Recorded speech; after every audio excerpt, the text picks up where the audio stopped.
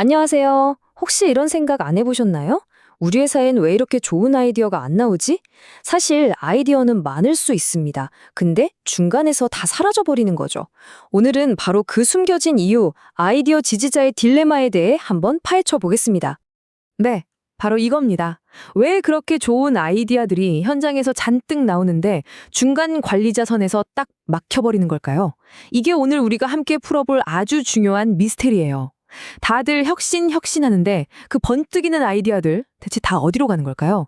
여기에 좀 아이러니한 상황이 있는 거죠. 회사는 직원들한테 막 획기적인 아이디어를 가져오라고 하잖아요? 그런데 그 아이디어가 위로 올라가려면 반드시 거쳐야 하는 관문이 있습니다. 바로 중간 관리자라는 문직이죠. 그러니까 구조적으로 병목이 생길 수밖에 없는 거예요.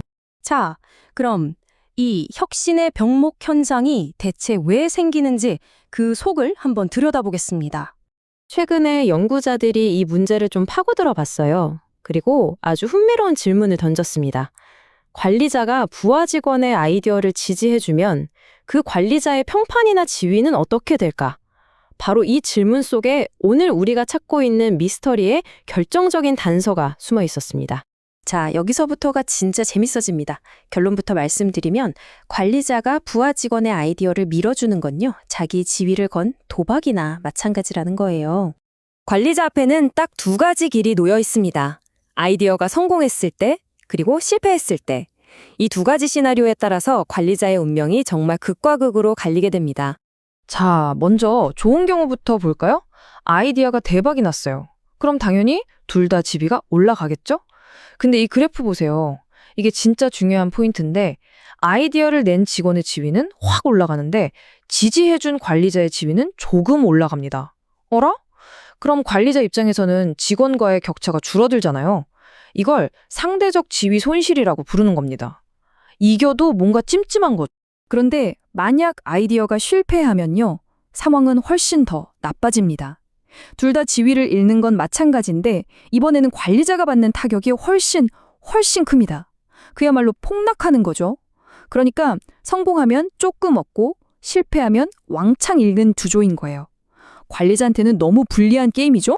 아니, 왜 이렇게 불공평한 결과가 나올까요?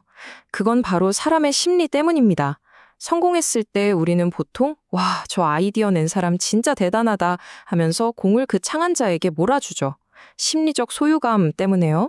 근데 실패하면 어때요? 아이디어 낸 사람도 문제지만 그걸 좋다고 승인해준 상사는 뭐 했냐 하면서 비난의 화살이 둘 모두에게, 특히 관리자에게 더 강하게 날아간다는 겁니다. 자, 이제 그림이 좀 그려지시나요? 이 모든 단서를 쫙 모아보면 우리가 찾던 바로 그 범인의 이름이 나옵니다. 바로 아이디어 지지자의 딜레마입니다. 이 표를 보시면 관리자가 얼마나 이길 수 없는 게임을 하고 있는지 딱 보입니다. 한번 보세요. 아이디어를 지지했어요. 근데 성공했다? 그럼 직원이랑 격차가 줄어드니까 상대적으로 손해죠. 실패했다? 그럼 자기 지위가 그냥 폭락하니까 절대적으로 손해입니다. 그럼 관리자 입장에서 가장 합리적이고 안전한 선택은 뭘까요? 그렇죠. 그냥 아이디어를 거절하고 현상 유지를 하는 겁니다. 바로 이게 아이디어 지지자의 딜레마의 핵심입니다. 직원의 아이디어가 성공하든 실패하든 관리자는 어떤 식으로든 자기 지위에 손해를 보게 되는 거예요. 이니까 개인적으로는 새로운 아이디어를 거절하는 게 훨씬 이득인 그런 구조적인 문제가 생겨버리는 거죠. 더 무서운 건 뭔지 아세요?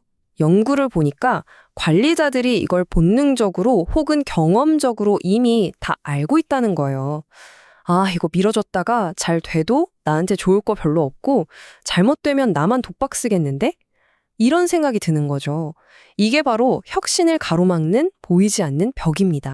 자, 그럼 이제 어떻게 해야 할까요? 이렇게 꽉 막혀버린 아이디어의 물길을 시원하게 뚫어줄 방법은 없을까요?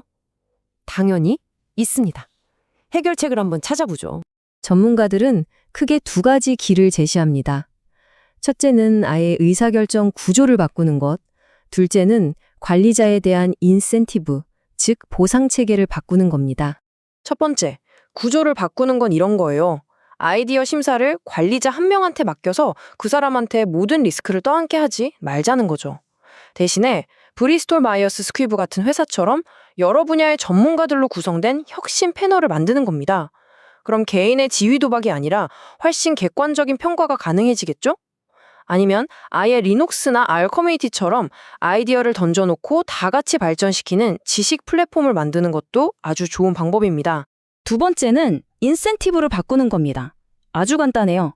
실패했을 때의 벌은 줄여주고 성공했을 때의 상은 확 늘려주는 거죠. 이 불리한 게임의 규칙을 바꾸는 거예요.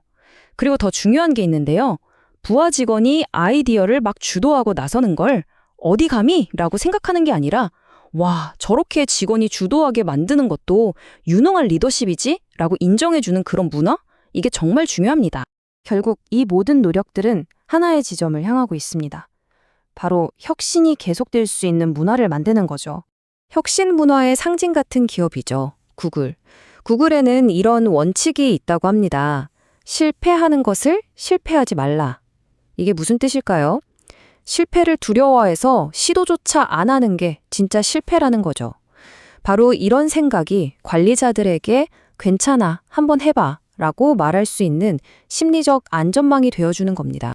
이런 문화를 그냥 말로만 하는 게 아니라 아예 시스템으로 만드는 회사도 있습니다. 바로 코닝 글래스인데요. 연매출의 무려 7에서 8%를 R&D에 투자하고 그중에서도 약 1.5%는 당장 성공하지 않아도 되는 순수한 탐험적 연구에만 씁니다. 이건 회사 차원에서 실패는 예산에 다 포함되어 있으니 걱정 말고 도전해 라는 확실한 신호를 주는 거죠. 관리자들 부담이 확 줄어들겠죠. 자, 그래서 오늘 이야기의 핵심 결론은 이겁니다. 우리 회사에서 정말 좋은 아이디어가 계속 나오길 원한다면 아이디어 자체를 보호하기 전에 그 아이디어의 첫 번째 문지기인 관리자를 먼저 보호해줘야 한다는 겁니다. 그들에게 심리적으로 또 구조적으로 든든한 안전망을 만들어주는 것. 그게 바로 진짜 혁신을 만드는 첫걸음입니다. 마지막으로 한번 생각해보죠. 지금 여러분이 속한 조직은 어떤가요? 관리자들이 마음 편히 직원의 아이디어를 밀어줄 수 있는 곳인가요? 아니면 자기 자리를 지키기 위해 혁신을 거부할 수밖에 없는 곳인가요?